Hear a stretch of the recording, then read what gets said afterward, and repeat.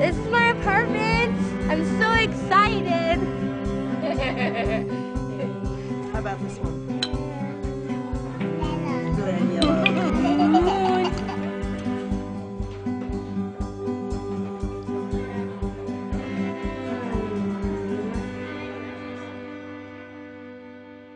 When we first met, we actually were nice friends.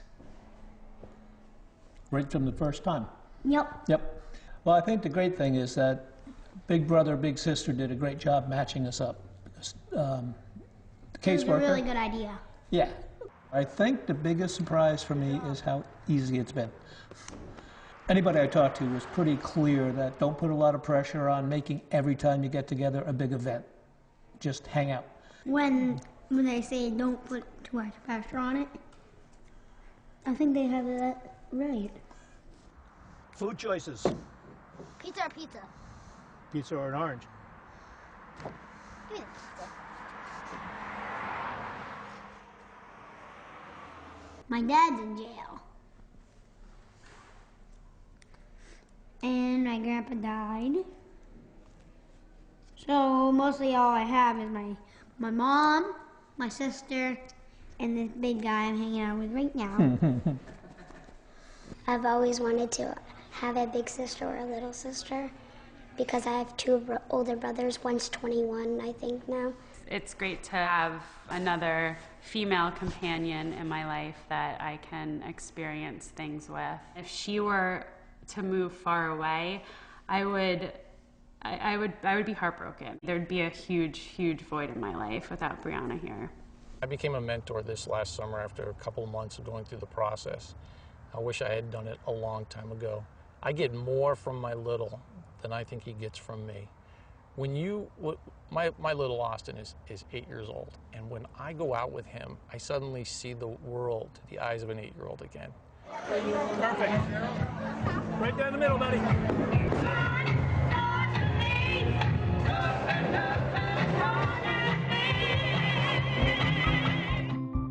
So you can say, balloon, room, do those rhyme? And kids can recognize that. So you can point out rhyming words, you can point out pictures. So difficult to parent and then to be a single parent and to do it when you're a teenager.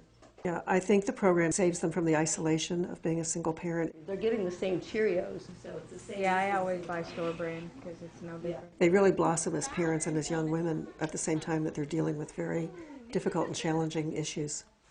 I learned in this young moms group that it's okay to mess up when you're a parent, that parents do make mistakes, and you just have to try. I've really watched her grow into her own capacity to be a good mom and to be a strong woman. All you have to do is see Caitlin to know, because she's such a happy, affectionate, bright little girl. What are they doing? What's he doing? Clapping his hands. I love Elaine. Like, she is, like, I could talk to her, I could call her, she understands. Caitlin has just really matured, and so has her mom, in such a way that it's clear that they're both thriving, and that just makes me really happy. It's blue hand. It's a red hand. Red hand. Yeah. Often people, I think, forget the connections that, we're not talking just about one woman and her baby. We're talking about sort of 2 generations, really, within our own community, and what kind of quality of life they're going to have, and therefore what kind of quality of life they're going to bring back to the community. Friday, Saturday. All right, so this is your rent, and so this is your moving in cost at this point. It's going to be 1150. Okay, so I'm standing here in front of my house, and I am so excited. I get to show people my hard work and how it's paying off. I'm really proud of Jen. I think she absolutely deserves this. She's jumped in a year from no job to having a job to working towards an education. So you're giving me shepherd's pie and hot dogs? Oh, I'm so spoiled. I've been living with my dad, and it's very hard. He doesn't have a job. It's only a 1-bedroom apartment, and he sleeps on the couch and I sleep in the bedroom. And being 20 years old and knowing that here in like 4 days I'll be moving into my own apartment is the greatest feeling ever. Groceries and eating out. And this is until your next paycheck, remember that. I'm just resting, like I'm a little stressed out because I already had... No, I mean, well, you know, you're making a huge transition right now. Rustin was very helpful. He has stuck by my side. I've made a lot of mistakes. He's still supported me and still, you know, said to me, Jen, everybody makes mistakes. You know, without youth services or my case manager, I would probably be homeless, honestly. The issue of homelessness is actually a fairly significant problem in this area. Because we live in a rural environment, those problems tend to be largely hidden, but we have a large number of clients who are couch surfing or staying in very unsafe situations, living in their car, having to stay at the overflow shelter. I think a lot of people in the community are not aware of the problem, but it definitely very much exists. So you want to call Brattleboro Housing? Yep. Do you know what you're going to say? I'm going to say, hi, my name is Katerina Reno. I was just calling to see if you guys had any openings at Moorcourt or Ledgewood. Well, when I first met Danielle, I just had my son, and I was living on the couch at my dad's and bouncing back and forth from living at my dad's and my mom's and back to my dad's. So it was really hard. I live at Windham Housing Trust right now. It's okay. Okay, thank you. Now see, that's a prime example right there. You don't like to call, you feel nervous about it, and you did beautifully. She was very spunky and feisty and just had this great energy about her. I don't think she fully recognized how dire her own situation was at times. So since that time, she has moved into her own apartment. She has gotten her license. She was able to graduate from high school, and she is now working as a peer outreach worker with Youth Services. Are you behave? Well, that is a tricky one. I have seen Katerina run groups at the drop-in. She's a great advocate for her peers and a great support to the young people who attend there. Peer outreach workers are a very helpful thing to have in Windham County. It's very important that the information you do get about these programs, like Youth Services, comes directly from a youth. Then they'll really take that to heart because they'll have someone their own age who's either seen it or experienced it. The drop-in night in Brattleboro, open to all youth ages 15 and up. People come in and they can get free food, and it's just a great draw for teens who might not otherwise talk to a youth services rep.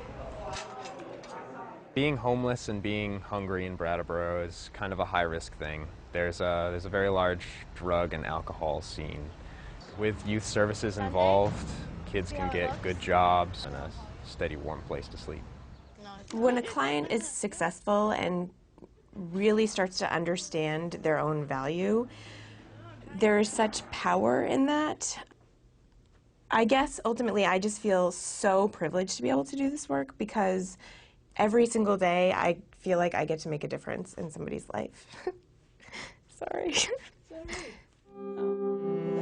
I'm going to pull together a meeting in the high school to make sure that everybody knows who you are and what your goals are, and to find out who you know. I think the thing that's so exciting about youth services is that we really are in relationship with young people and their families, and we're there for the long haul, whether they're acting well or not acting well, if things are going smoothly or we're in a crisis. We are there for them.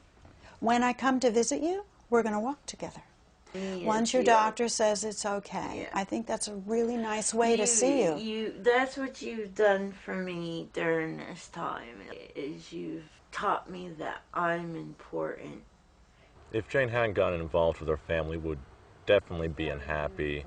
We would be at each other's throats, maybe literally. It's interesting being in Windham County and being in Vermont and knowing that we have really serious rural poverty. It's just not okay that someone has to choose between electricity and food. Just like I grew up thinking I'm obviously going to go to college, we have kids right here in our community who grow up thinking I'll probably end up in jail. Hey Rick, you got a second? Yes. This has a little curl right here. I work here at Chroma. I'm the sandblaster, and I sandblast jigs. You know, I I was a troubled youth, and so I really embraced the program. Growing up for me, work was a place where I got a lot of confidence, understanding, support. Just put it in the review. These are kids who we really want to encourage to stay in school and to really consider what career they want to pursue and not just sort of fall into a job or fall into unemployment or underemployment as maybe people in their family have done, but really inspire them and open up their worlds. You know, you watch kids and you can see them start to go down the wrong path. And you try to get involved early, even before it becomes criminal, even before someone makes a complaint. That's what good police officers do. If I can work with an organization such as Youth Services and keep kids out of that system, then it's a win-win. We've been talking about your case a little bit. We have it right up here, but usually the first thing we do is ask you to tell us what happened in your own words. We were supposedly going out to the movies when we got the alcohol. I'd say that the philosophy of court diversion is giving a person who has committed a crime the opportunity to learn something that will help them not do it again. To apologize to my friends for getting them in trouble also. Not all of them are going to take the opportunity, but a large number of them do. You really wish that it hadn't happened and that you certainly hope in the future. When we make an arrest, we missed an opportunity. And I think that's even more true, particularly of teenagers. Somewhere along the line, we missed an interaction, or we missed an opportunity to get them into a service, and that's where Youth Services is.